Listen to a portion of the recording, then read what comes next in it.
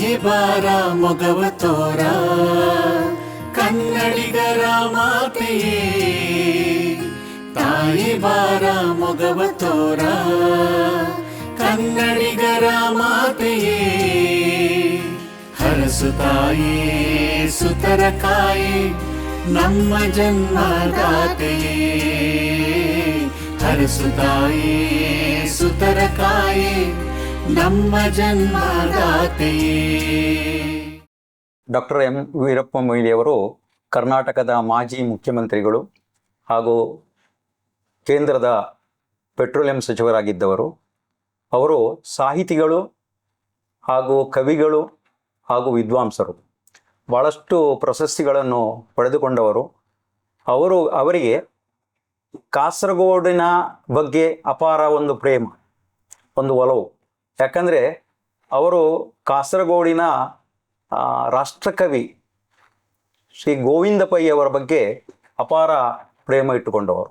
ಗೋವಿಂದ ಪೈ ಅವರ ಗಿಳಿವಿಂಡು ಎಂಬ ಒಂದು ಸ್ಮಾರಕವನ್ನು ಮಾಡಲಿಕ್ಕೆ ಅಪಾರ ಶ್ರಮವಹಿಸಿ ಅಪಾರ ಕೊಡುಗೆಯನ್ನು ಕೂಡ ನೀಡಿದವರು. ಇಂಥವರು ನಮ್ಮ ಕರ್ನಾಟಕ ರಾಜ್ಯದ ಮುಖ್ಯಮಂತ್ರಿಯಾಗಿ ಜನರ ಬಹಳ ಅನುರಾಗಕ್ಕೆ ಒಳಪಟ್ಟವರು. ರಾಷ್ಟ್ರಕವಿ ಗೋವಿಂದ ಪೈ ಅವರ ಗಿಳಿವಿಂಡಿನ ಬಗ್ಗೆ ಹೇಳಲಿಕ್ಕೆ ಬಯಸ್ತೇನೆ. ನಾನು ಮುಖ್ಯವಾಗಿ ಗೋವಿಂದ ಪೈ ಅವರು ಜೀವಂತ ಇರುವಾಗ ಅವರ ಮನೆಗೆ ಹೋಗಿದ್ದೆ. ನಮ್ಮ ಕಾರ್ಕಳದ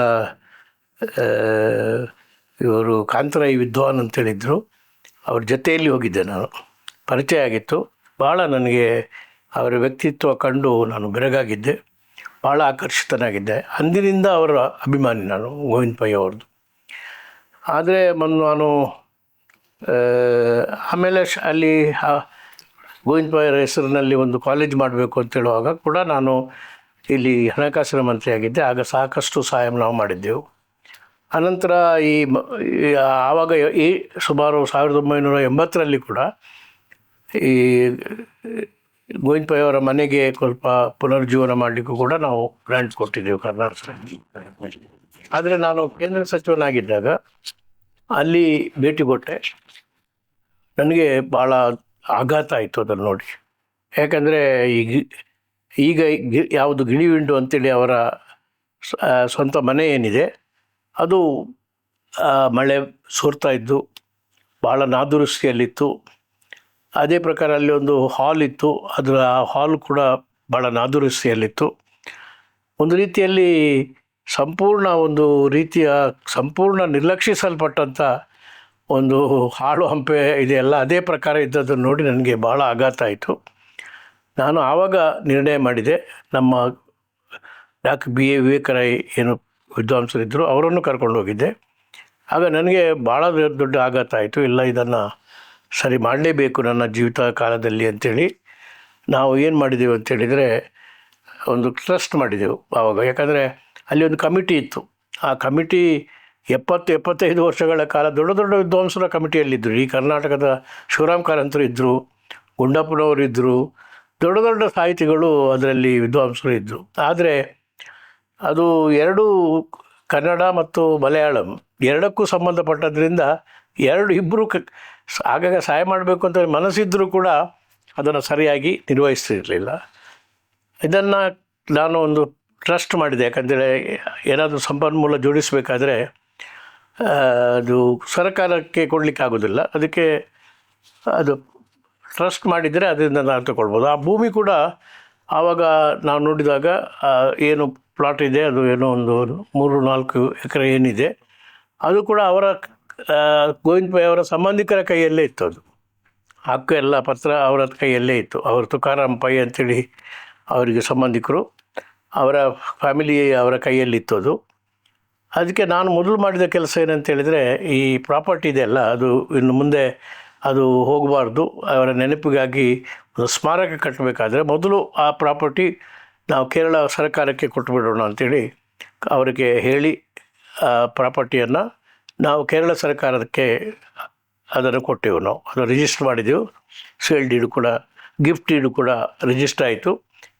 ಆದರೆ ನಾವು ಅದನ್ನು ನಂಬಿಕೆಯಿಂದ ಆಮೇಲೆ ನಾವು ಏನು ಮಾಡಿದೆ, ಕಾರ್ಪೊರೇಟ್ಸ್ ಸೋಷಿಯಲ್ ರೆಸ್ಪಾನ್ಸಿಬಿಲಿಟಿ ಅಂತೇಳಿ ನಾನು ಹಿಂದೆ ಕಂಪನಿ ಅಫೇರ್ಸ್ ಕೇಂದ್ರ ಸರ್ಕಾರದ ಮಂತ್ರಿಯಾಗಿದ್ದಾಗ ಒಂದು ಹೊಸ ಕಾನೂನು ಮಾಡಿದೆ. ಅದೇನೆಂದರೆ ಕಾರ್ಪೊರೇಟ್ ಸೋಷಿಯಲ್ ರೆಸ್ಪಾನ್ಸಿಬಿಲಿಟಿ ಅಂದರೆ ಈ ದೊಡ್ಡ ದೊಡ್ಡ ಕಂಪನಿಗಳು ಅದರ 2% ಲಾಭವನ್ನು ಇದಕ್ಕೆ ಯಾವುದಾದ್ರೂ ಇದಕ್ಕೆ ಡೊನೇಟ್ ಮಾಡ್ಬೋದು ಅಂತೇಳಿ ಪರ್ಮಿಟ್. ಅದೊಂದು ದೊಡ್ಡ ಬಹುಶಃ ಜಗತ್ತಿನಲ್ಲಿ ಈ ಕಂಪನಿ ಅಫೇರ್ಸ್ನಲ್ಲಿ ಈ ಕಾನೂನು ಇಲ್ಲ. ಅದನ್ನು ಇದು ನಮ್ಮ ರಾಷ್ಟ್ರದಲ್ಲಿ ಮಾಡಿದೆವು ನಾವು.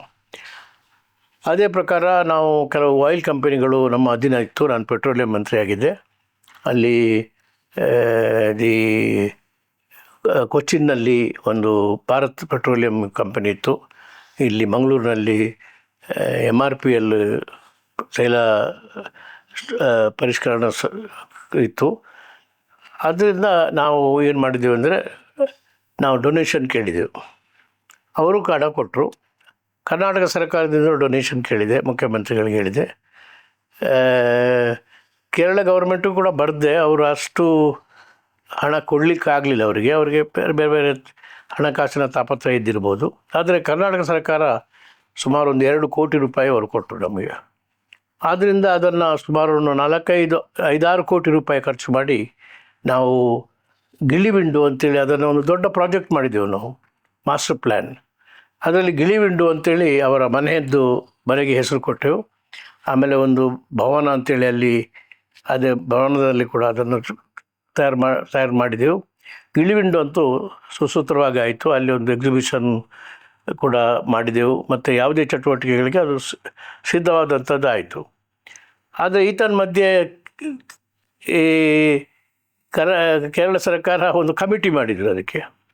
ಅದು ಒಂದು ರೀತಿಯಲ್ಲಿ ಕಮಿಟಿ, ಅದೊಂದು ರೀತಿಯೆಲ್ಲ ರಾಜಕೀಯ ಕಮಿಟಿ ಅದು ಆಗಿತ್ತು. ನಾವೆಲ್ಲ ಇರಲಿಲ್ಲ ಅದರಲ್ಲಿ. ಅವರು ಸ್ವಲ್ಪ ನಮಗೆ ತಾಪತ್ರಯ ಮಾಡಿದರು ಆ ಕಮಿಟಿ ಆದಮೇಲೆ. ಆದ್ದರಿಂದ ನನಗೆ ಸ್ವಲ್ಪ ಬೇಸರ ಕೂಡ ಆಯಿತು ಅದು. ಯಾಕಂತೇಳಿದರೆ 2 ಬಾಡಿ ಒಂದು ಪ್ರಾಜೆಕ್ಟಿಗೆ ಇರೋದ್ರಿಂದ ಅದರಿಂದ ತುಂಬ ಸಂಘರ್ಷಣೆ ಆಗ್ತದೆ. ಅದು ಬೇಡ ಅಂತೇಳಿಯೇ ಕೂಡ ಹೇಳಿದೆ. ಕೊನೆಗೆ ವಿಜಯನ್ನು ಒಪ್ಪಿದ್ರು ಅದಕ್ಕೆ, ಯಾರು ಅಲ್ಲಿ ಕೇರಳದ ಮುಖ್ಯಮಂತ್ರಿಗಳು. ಆಯಿತು, ನಾವೊಂದು ಮಾಡೋಣ, ಟ್ರಸ್ಟ್ ಬೇಡ, ನೀವು ಒಂದು ಕಮಿಟಿ ಮಾಡೋಣ, ಅದರ ಅಧ್ಯಕ್ಷ ನೀವೇ ಆಗಲಿ, ನೀವು ಯಾರನ್ನು ಸೂಚಿಸ್ತಾರೋ ಅದರದ್ದೊಂದು 5-6 ಮಂದಿ ಟ್ರಸ್ಟ್ನ ಮೆಂಬರ್ಸ್ ಅಥವಾ ನೀವು ಸಜೆಸ್ಟ್ ಮಾಡಿದ ಜನರನ್ನು ನಾವು ಸದಸ್ಯರು ಮಾಡೋಣ ಅಂಥೇಳಿ ಅವರು ಒಪ್ಪಿದ ಮೇಲೆ ನಾನು ಅದಕ್ಕೆ ಒಪ್ಪಿದೆ. ನಮಗೆ ಬೇಕಾದ್ದು ಹಕ್ಕಿನ ಪ್ರಶ್ನೆ ಅಲ್ಲ, ನನಗೆ ಬೇಕಾದ್ದು ಅಲ್ಲಿ ಅಭಿವೃದ್ಧಿ ಆಗಬೇಕು. ಅದೇ ಪ್ರಕಾರ ನಾವು ಒಪ್ಪಿದ ಮೇಲೆ ಎಲ್ಲ ಪ್ರಪೋಸಲ್ ಆಯಿತು. ಆದರೆ ಅದು ಅಂತಿಮ ಆರ್ಡ್ರ್ ಆಗಲಿಲ್ಲ. ಇವತ್ತು ನಮ್ಮ ಟ್ರಸ್ಟು ಇದೆ, ಆ ಕಮಿಟಿ ಕೂಡ ಮುಂದುವರೆದಿದೆ. ಮುಂದೆ ಅದು ಸರಿ ಮಾಡಬೇಕಾಗ್ತದೆ. ಯಾಕಂದರೆ ಈ ಗೊಂದಲ ಬಂದರೆ ಏನಾಗ್ತದೆ ಅಂದರೆ ನಮ್ಮ ಕೆಲಸ ಮಾಡಲಿಕ್ಕೆ ಆಗೋದಿಲ್ಲ. ಈ ಗೊಂದಲ ಬಂದದ್ರಿಂದ ಏನಾಯಿತು, ಒಂದು 2-2.5 ವರ್ಷ ಇದು ಸ್ವಲ್ಪ ನೆಗ್ಲೆಕ್ಟ್ ಆಗಿದೆ. ಅದು ಬೇರೆ ಬೇಸರ ಆಗ್ತಾಯಿದೆ. ಅದು ಹಿಂದಿನ ಪರಿಸ್ಥಿತಿಗೆ ಬರಬಾರ್ದು. ಯಾಕಂದರೆ ಈ ಗೊಂದಲದಿಂದ 70 ವರ್ಷದಲ್ಲಿ ಏನೂ ಆಗಲಿಲ್ಲ. ಅದು ಅವರ ಗೋವಿಂದ ಪೈ ಮೆಮೋರಿಯಲ್ ಬಿಲ್ಡಿಂಗ್ ಕುಸಿಲಿಕ್ಕೆ ಪ್ರಾರಂಭ ಆಯಿತು. ಅಂಥ ಕೆಲಸ ಇನ್ನು ಪುನಃ ಆಗಬಾರ್ದು ಅಂತೇಳಿ ನಾನು ಅದಕ್ಕೆ ಸ್ವಲ್ಪ ಎಚ್ಚರಿಕೆಯಿಂದ, ನಾನು ಒಂದು ಒಳ್ಳೆಯ ಸಂಯೋಜನೆಯಿಂದ ಕೇರಳ ಗೌರ್ಮೆಂಟು, ಕರ್ನಾಟಕ ಸರ್ಕಾರ 2 ಸೇರಿ ಅದನ್ನು ಮುಂದುವರಿಸತಕ್ಕಂಥ ಕೆಲಸ ಅದು ಇನ್ನೂ ಆಗಬೇಕು. ಈಗ ಹಾಲ್ ಆಗಿದೆ, ಗಿಳಿವಿಂಡು ನಡೆದಿದೆ, ಅಲ್ಲಿ ಗೆಸ್ಟ್ ಹೌಸ್ಗಳನ್ನು ಒಂದು 4-5 ಗೆಸ್ಟ್ ಹೌಸ್ಗಳನ್ನು ಮಾಡಿದ್ದೇವೆ. ಕಾಂಪೌಂಡ್ ಎಲ್ಲ ಚೆನ್ನಾಗಿ ಕ್ಲೀನಪ್ ಮಾಡಿದ್ದೇವೆ. ಕಾಡು ಮೇಡು ಇತ್ತು ಅಲ್ಲಿ, ಅದೆಲ್ಲ ಸರಿ ಹೋಗಿದೆ. ಆದ್ದರಿಂದ ಇವತ್ತು ಅಂಥ ಒಂದು ಪ್ರಮುಖವಾದ ನನ್ನ ಉದ್ದೇಶ ಅಂದರೆ, ನಾನು ಅಲ್ಲಿ ಕುವೆಂಪು ಅವರಿಗೂ ಕೂಡ ಅಲ್ಲಿ ಒಂದು ಭಾಳ ಒಳ್ಳೆಯ ಸ್ಮಾರಕ ಮಾಡಿದ್ದೇನೆ. ನಾನು ಅದು ಪ್ರಾರಂಭ ಮಾಡಿದ್ದೆ ನಾನು. ಬೇಂದ್ರೆಯವರಿಗೂ ಕೂಡ ಒಂದು ಸ್ಮಾರಕ ನಾವು ಇಲ್ಲಿ ಧಾರವಾಡದಲ್ಲಿ ಮಾಡಿದ್ದೇವೆ. ಅದು ಸರಿಯಾಗಿ ನಡೀತಾ ಇಲ್ಲ ಈಗ. ಆದರೆ ಕುವೆಂಪು ಅವ್ರದ್ದು ಸ್ಮಾರಕ ಅದ್ಭುತವಾಗಿ ಬೆಳೆದಿದೆ. ಕುವೆಂಪು ಅವರ ಸ್ಮಾರಕ ಇದ್ದಾಗೇ ಗೋವಿಂದ ಪೈ ಅವರ ಸ್ಮಾರಕ ಆಗಬೇಕು ಅಂಥೇಳಿ ನಾವು ಆಶೆಪಟ್ಟಿದ್ದೆ. ಬುಕ್ಕು ಎಲ್ಲ ಅಲ್ಲಿ ಕೊಟ್ಟಿದ್ದಾರೆ ಅವರು. ತುಕಾರಾಮ್ ಪೈ ಅವರು ಅವರ ಸಂಬಂಧಿಕರು ಇರುವಾಗಲೇ ಅಲ್ಲಿ ಬುಕ್ಕು ಗೋವಿಂದ ಪೈ ಮೆಮೋರಿಯಲ್ ಅಂತೇಳಿ ಒಂದು ಟ್ರಸ್ಟ್ ಅದು ಇಲ್ಲಿ ಒಂದು ಸಂಸ್ಥೆ ಇದೆ ಉಡುಪಿಯಲ್ಲಿ, ಇದು ಮಣಿಪಾಲ್ ಅಕಾಡೆಮಿ ಅವರು. ಅದನ್ನು ಪುಸ್ತಕ ನಾವು ಹಿಂದೆ ತರಲಿಕ್ಕೆ ನಾವು ಪ್ರಯತ್ನ ಮಾಡಲಿಲ್ಲ. ಯಾಕಂದರೆ ಅವರು ಜೋಪಾನವಾಗಿ ಇಟ್ಟುಕೊಳ್ಳೋದಿದ್ರೆ ಸರಿ ಅಂತೇಳಿ. ಆದರೆ ಅದರ ಕಾಪಿ ತೆಗೆದು ನಾವು ಅವರಿಗೆ ಆ ಖರ್ಚನ್ನು ನಾವು ಕೊಟ್ಟು ಆ ಕಾಪೀಸ್ ಕೆಲವು ಬುಕ್ಕನ್ನು ಇಲ್ಲಿ ತಂದಿದ್ದೇವೆ. ಅದೇ ರೀತಿಯ ಒಂದು ದೊಡ್ಡ ಗ್ರಂಥಾಲಯ ಕೂಡ ಈ ಭಾಗದಲ್ಲಿ ನಿರ್ವಹಿಸಬೇಕು ಎಂಬ ಉದ್ದೇಶ ನಮಗೆ ಇತ್ತು. ಈ ಎಲ್ಲ ಕಾರ್ಯಕ್ರಮಗಳಿಗೆ ನಮ್ಮ ರಮಾನಂದ್ ಬನಾರಿಯವರು ಒಳ್ಳೆ ಸಹಕಾರ ಮಾಡಿದ್ದಾರೆ. ಯಾಕಂದರೆ ಅವರಿಗೆ ಸಾಹಿತ್ಯದ ಅಭಿರುಚಿ ಇದ್ದದ್ರಿಂದ, ಮತ್ತು ವಿವೇಕ್ ರೈ ಅವರು ಸಹಕಾರ ಮಾಡಿದ್ದಾರೆ. ಅನೇಕ ಚೌಟ ಅಂತೇಳಿದರು ಇಲ್ಲಿ, DK ಚೌಟ ಅಂಥೇಳಿ, ಅವರು ಕೂಡ ಚಿತ್ರಕಲಾ ಪರಿಷತ್ತಿದ್ದು ಜವಾಬ್ದಾರಿ ತಗೊಂಡಿದ್ದರು ಇಲ್ಲಿ. ಅವರು ಕೂಡ ಭಾಳ ಸಹಕಾರ ಮಾಡಿದ್ದಾರೆ. ಮತ್ತು ಆದ್ದರಿಂದ ಅದು ಮುಂದೆ ಅದು ಸ್ವಲ್ಪ ಕೆಲಸ ನನಗೆ ಅಷ್ಟು ತೃಪ್ತಿಕರವಾಗಿ ಕೆಲಸ ಇನ್ನೂ ಆಗಲಿಲ್ಲ, ಆಗಬೇಕು. ಬಹುಶಃ ಇನ್ನು ನೆಕ್ಸ್ಟು ಯಾರು ಸರ್ಕಾರ ಬರ್ತದೋ ಗೊತ್ತಿಲ್ಲ. ಅದು ಬಂದಾಗ ಪುನಃ ಅದನ್ನು ಅವ್ರ ಹತ್ರ ಸರ್ಕಾರದ ಸಹಕಾರ ಇಲ್ಲದಿದ್ದರೆ ಕರ್ನಾಟಕ ಸರ್ಕಾರದ ಸಹಕಾರನೂ ಬೇಕು ನಮಗೆ, ಮತ್ತು ಕೇರಳ ಸರ್ಕಾರದ ಸಹಕಾರನೂ ಕೂಡ ಬೇಕು. ಆ ಸರ್ಕಾರದ ಅವರ ಪ್ರತಿನಿಧಿಗಳು ಹಾಕಲಿಕ್ಕೆ ನಾವು ಟ್ರಸ್ಟ್ನಲ್ಲಿ ಅವಕಾಶ ಕೊಟ್ಟಿದ್ದೀವಿ. ಮುಂದೆ ಅದು ಕಾದು ನೋಡೋಣ. ಆದರೆ ಅದು ಅಭಿವೃದ್ಧಿ ಆಗಬೇಕು ಅಂತ ನನ್ನ ಕನಸು ಪೂರ್ತಿ ಆಗಲಿಲ್ಲ, ನನಗೆ ಸಂತೃಪ್ತಿ ಅದರಲ್ಲಿ ಪೂರ್ತಿ ಇಲ್ಲ. ಆದರೆ ಮುಂದೆ ಆಗ್ಬೋದು ಎಂಬ ಭರವಸೆ ಕೂಡ ಇದೆ. ರಮಾನಂದ ಬನಾರಿ ಅವರು ಮತ್ತು ವಿವೇಕ್ ರೈ ಅವರು ಮತ್ತು ಅನೇಕ ನಮ್ಮ ಟ್ರಸ್ಟ್ನಲ್ಲಿ ಒಳ್ಳೆಯ ಕಿಣಿಯವರು ಅಂತೇಳಿದ್ದು ಒಬ್ಬರಿದ್ದಾರೆ, ಜಯಂತ್ ಕಿಣಿ ಅಂಥೇಳಿ. ಇವರೆಲ್ಲ ಒಳ್ಳೆಯ ಆಸಕ್ತಿಯಿಂದ ನನಗೆ ಸಹಕಾರ ಕೊಡ್ತಾ ಇದ್ದಾರೆ. ಅದಕ್ಕೆ ನನಗೆ ವಿಶೇಷವಾದ ನೆಮ್ಮದಿ ಇದೆ, ಸಂತೃಪ್ತಿ ಇದೆ. ಆದರೆ ಈ ಸರ್ಕಾರದ ಸರಿಯಾದಂಥ ಸಹಕಾರ ಇಲ್ಲದಿದ್ದರೆ ಅದು ಇನ್ನೂ ಮುಂದೆ ಹೋಗಲಿಕ್ಕೆ ಸಾಧ್ಯ ಆಗುತ್ತೆ. ಅದು ದೊಡ್ಡ ಸಾಂಸ್ಕೃತಿಕ, ಈಗ ಅನೇಕ, ಯಾಕಂದರೆ ಅವರು ಬರೀ ಕನ್ನಡದ ಕವಿಗಳು ಮಾತ್ರ ಅಲ್ಲ, ಬಹುಶಃ ಅನೇಕ ಭಾಷೆಗಳಲ್ಲಿ ಪಾಂಡಿತ್ಯವನ್ನು ಗಳಿಸಿದಂಥ ನಮ್ಮ ಗೋವಿಂದ ಪೈ ಅವರ ಬಗ್ಗೆ ಅದಕ್ಕೆ ತಕ್ಕುದಾದಂಥ, ಬಹುಶಃ ಅದರಲ್ಲಿ ಕೂಡ ದಕ್ಷಿಣ ಭಾರತದ ಭಾಷೆಗಳ ಬಗ್ಗೆ ಅವರು ಭಾಳ ಕೆಲಸ ಮಾಡಿದ್ದಾರೆ, ದೊಡ್ಡ ಸಂಶೋಧನೆ ಮಾಡಿದ್ದಾರೆ. ಅಂಥ ಸಂಶೋಧನೆ ಕೆಲಸ ಮುಂದುವರಿಬೇಕು ಎಂಬ ಒಂದು ಉದ್ದೇಶದಿಂದಲೇ ನಾವು ಇದನ್ನು ಟ್ರಸ್ಟ್ ಮಾಡಿದ್ದು. ಆದ್ದರಿಂದ ಮುಂದಿನ ದಿವಸಗಳಲ್ಲಿ ಬಹುಶಃ ಎಲ್ಲರ ಸಹಕಾರ, ನಮ್ಮ ರಮಾನಂದ ಬನಾರಿಯವರ ಸಹಕಾರ, ವಿವೇಕ್ ರೈ ಅವರ ಸಹಕಾರ ಎಲ್ಲ ಇದ್ದರೆ ಅದು ಮುಂದೆ ಕೂಡ ಇದನ್ನು ಭಾಳ ಉಜ್ವಲವಾಗಿ, ಬಹುಶಃ ಕುವೆಂಪು ಅವರ ಒಂದು ಸ್ಮಾರಕಕ್ಕೆ ಯಾವ ರೀತಿಯಲ್ಲಿ ಜನ ಕಿಕ್ಕಿರಿದು ಹೋಗ್ತಾ ಇದ್ದಾರೆ, ಅದೇ ರೀತಿಯಲ್ಲಿ ಒಂದು ದೊಡ್ಡ ಪ್ರವಾಸಿ ಆಕರ್ಷಣೆ ಉಳ್ಳಂಥ ಒಂದು ಸ್ಮಾರಕ ಆಗಬೇಕು ಎಂಬ ಒಂದು ಸಂಕಲ್ಪ ನಮ್ಮದು ಇದೆ, ನಮ್ಮ ಟ್ರಸ್ಟ್ಗಳಲ್ಲೂ ಇದೆ.